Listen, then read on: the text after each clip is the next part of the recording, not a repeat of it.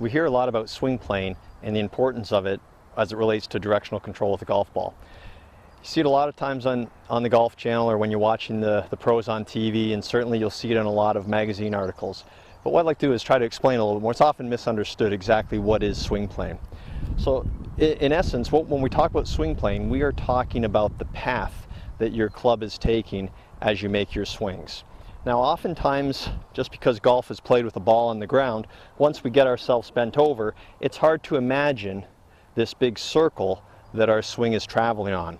But if we think of it in a different term here just for a second, if we think of it as if golf was played with the ball at chest height, then it would be pretty obvious that if the ball was sitting here right at chest or waist height for me, that I would want to swing this club straight back and straight through that golf ball to have it go to my target. So in essence, if you can picture and imagine a big round table, I'd be swinging my club on this very flat plane in a big circle right on this big round table, and I'd be going straight through the golf ball towards my target.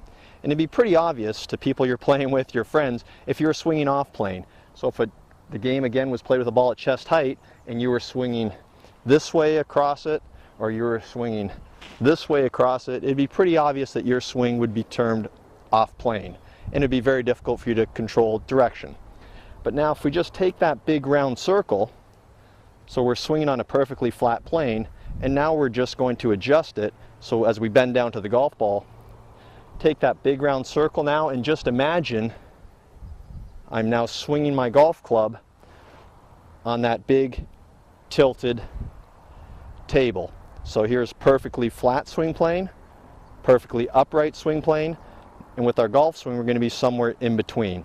So the importance of it is, if I have this big round table that I'm now swinging on, just imagine there's only a small little arc or a small little section of that table that's actually touching the ground.